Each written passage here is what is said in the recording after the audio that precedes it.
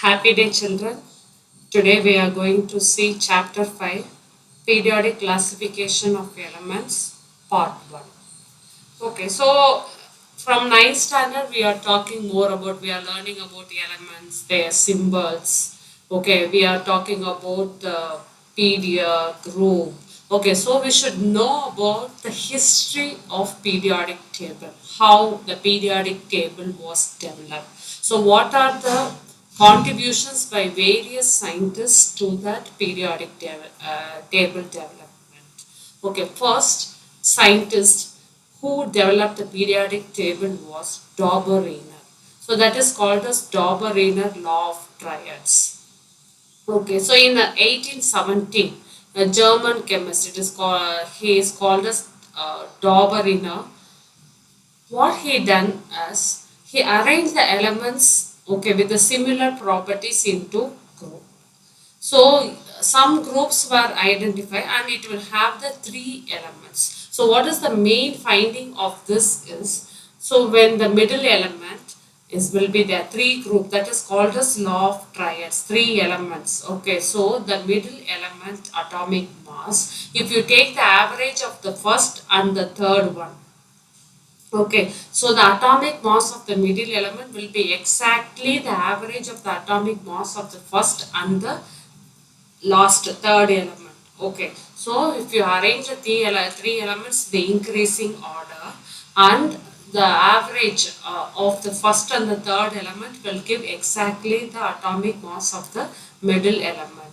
Only he called this three group of elements as triads. Okay, so until that time only few elements were discovered. So from that only three triads have been identified. But what are the drawbacks of Dauber-Reiner is only the three group of triads, only 19 elements, but there were many more elements known at that time, but only he could find only three set of triads. Okay, he could not classify most of the elements known at that time. Okay, this was overcome by the scientist called John Newland. What he in 1866, okay, so what he has done is he has arranged the elements in the increasing atomic mass from hydrogen to thorium, 56th element. It has the highest atomic mass, that is the discovered at that time. Okay, so he started arranging the elements in the increasing atomic mass. So what he observed that is the first element. So every eighth element it possesses the property similar to that of the first element. It was similar to the notes followed in music. So it is called as law of octaves. The music, every eighth note, it will be similar to first note, right? Like that, every eighth element properties, it is similar to those of the first element. If you take a sodium is the eighth element, it will resemble the properties of lithium. If you take beryllium, magnesium will resemble the beryllium. Okay, but what is the drawback of this law of octaves is only he can or this law it can be followed only up to calcium. After calcium it is not applicable, because after calcium every eighth element did not resemble the properties of the first element. So this was the drawback of Newland's law of octave. And what are the other limitations we will see? First one, he assumed that only 56 elements were existed in nature, and in the near future or the no more new elements were discovered.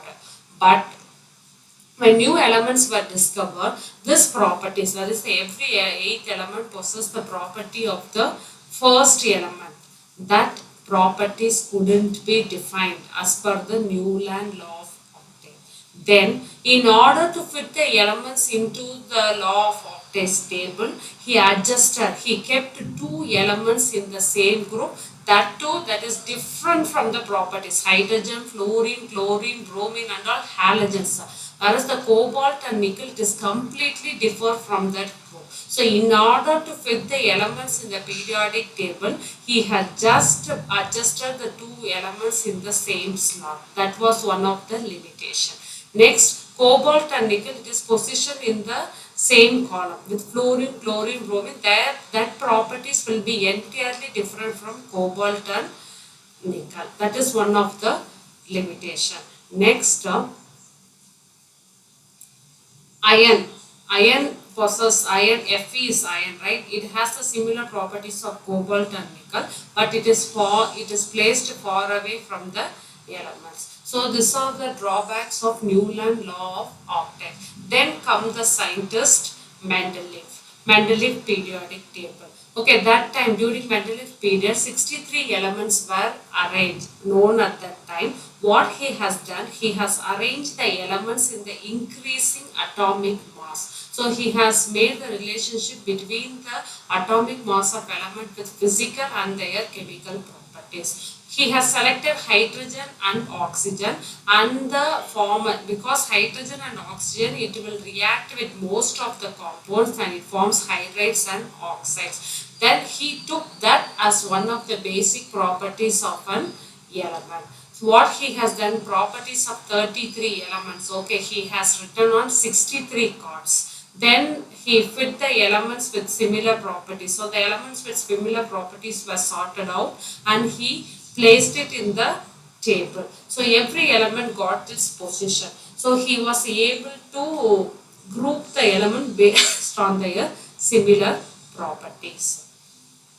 Okay, but most of the elements, when it is arranged in the order of increasing atomic mass, the periodic recurrence of elements with similar physical and chemical properties. So based on that, he formulated the law that the properties of elements are periodic functions of their atomic mass. So he wanted that the vertical group, the vertical column, it is called as group, and horizontal row, it is called as period. So totally there were 18 groups and 7 periods now. Okay. Next, what are the limitations of, first we will see about the achievement, then we will go for the limitation. Achievement of Mendeleev periodic table. What he has to, in order when he has arranged elements on the increasing atomic mass, he has to place the slightly greater atomic mass before the element with slightly lesser atomic mass. For example, if we take cobalt and nickel, cobalt it is 58.9, whereas the nickel it is 58.7. So if you look at the periodic table, he has placed the slightly higher atomic mass, cobalt, before nickel. Okay, nickel has lesser atomic mass. That is one of the achievement. Okay, he has placed that. Then he left some gaps in the periodic table with a prediction that in future if new elements were discovered, that we cannot consider as a defect, because he has predicted that in future new elements will be discovered and it will fit that in the gap left by the Mendeleev. Then he named the future elements, whichever has to be discovered, as echo. Echo means the presiding element. Based upon the next property, the corresponding element, he has named it as echo. Echo means one to the name of the presiding element. For example, scandium, gallium and germanium were discovered later. But he has the property similar to, he has named it as echo boron, echo aluminium, echo silicon. So the noble gases were discovered when helium, neon, argon and all were discovered. They were present in very low quantity and without disturbing the periodic table, it got its place, group 18. It does not disturb the periodic table.